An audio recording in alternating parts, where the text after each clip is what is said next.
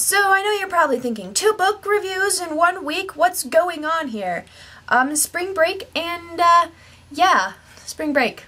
That, and I've been just in a reading mood, and now that I really don't have to do a lot of homework, okay, I still have to do a lot of homework, but now that, summer's coming and we get a little bit less homework than usual, I've been having time to actually read. That, and, I kind of just not in the gaming mood, surprisingly. I mean, I game a lot, but sometimes I game so much that my brain is like, no, I am tired of video games, and my heart is like, no. But, you know, it does get kind of tiring, and that's when I go to books. So I'm like an all-around nerd. If one part of my brain is like, no, then I kind of switch to something else. And, yeah, so we're going to talk about the 3rd installment of the House of Night series, Chosen. Yay! So the first thing I'm going to say is, yes, there are going to be spoilers because it's me and I like spoiling things. So, you know, yay! So let's talk about the 3rd installment of the House of Night series. Woo! Book. Yay. Anyway, so it starts off with Zoe, the main character. Her birthday is on Christmas, and she hates it. I mean, I would kind of hate it too, because I would have Christmas-themed birthday presents, and that would get really annoying. Because then I would have Christmas sweaters on my birthday. I would have really bad Christmas sweaters on my birthday.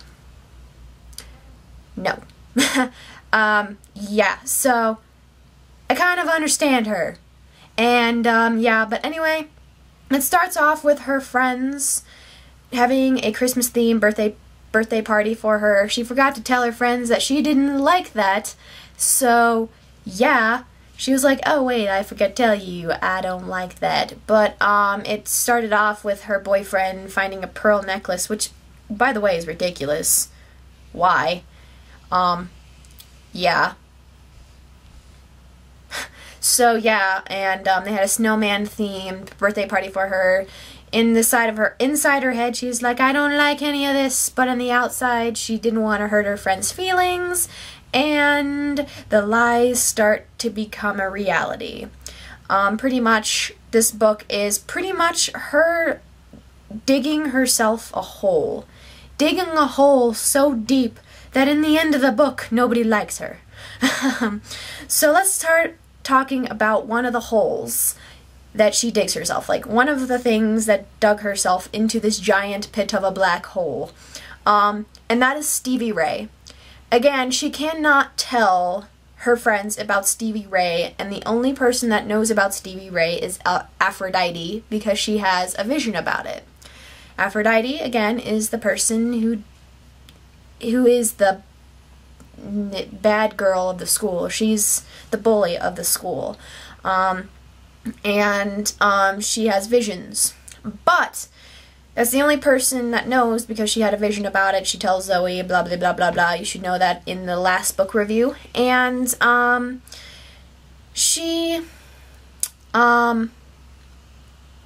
Zoe starts figuring out about the red floodlings. They're a different type of vampire. They're an actual vampire. The red undead kids, they're called red floodlings because their marks turn red, and they can't go out in the sunlight. They love blood, and they have to be invited into a house. And that is because they lost their humanity once they are brought back from the dead. And that is because of the High Priestess. I can't pronounce her name, so here's her name. Yay.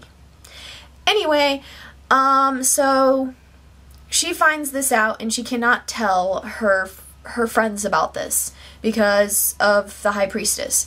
She doesn't want the High Priestess to know. The second thing that makes her go into this black hole even deeper is she has 3 boyfriends. 3 boyfriends. Can I say slut? I'm going to say slut. Because she even calls herself that, and it's kind of funny. Because when I'm thinking, once you figure out you are one, I think it's time for you to change, because sometimes people know they are and they try changing it, but it's something that they really can't change. But I'm like, change that. Change it. But anyway, she has her human boyfriend that she imprinted on, which she lost the imprint to her teacher. Yep.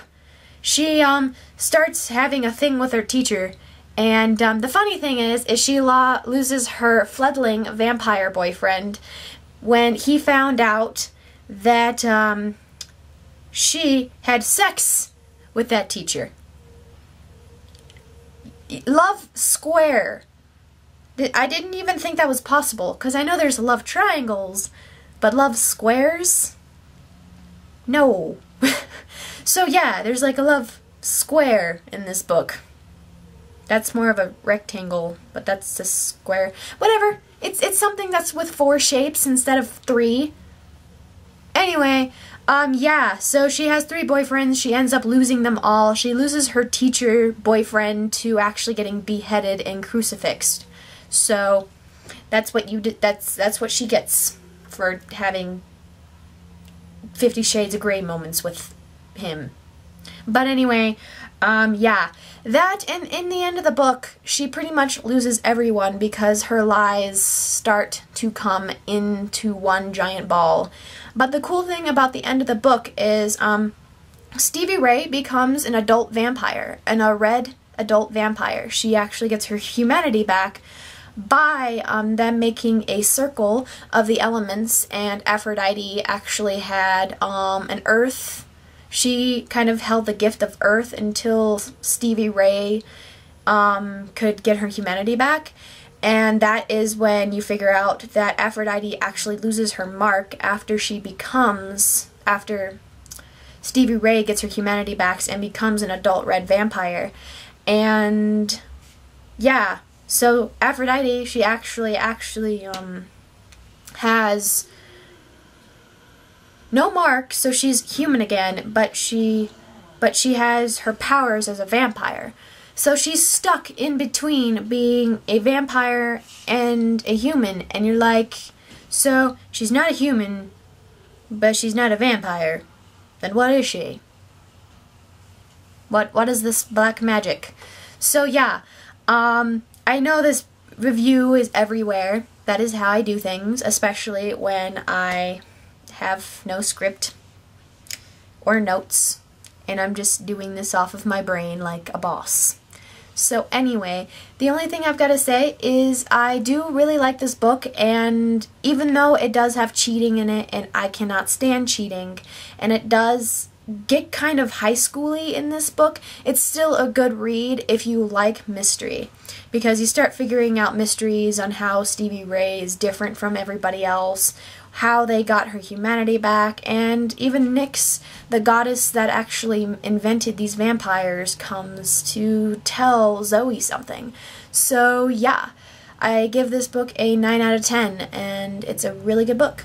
So, yay! So if you liked what you've seen today, remember to subscribe and click that annotation. Remember to like or dislike, share, and favorite. And the only thing I've got to say is I'll see you later, my Autobots, Decepticons, and Munchkins of all types, and keep on reading. I'll see you guys next time, and bye!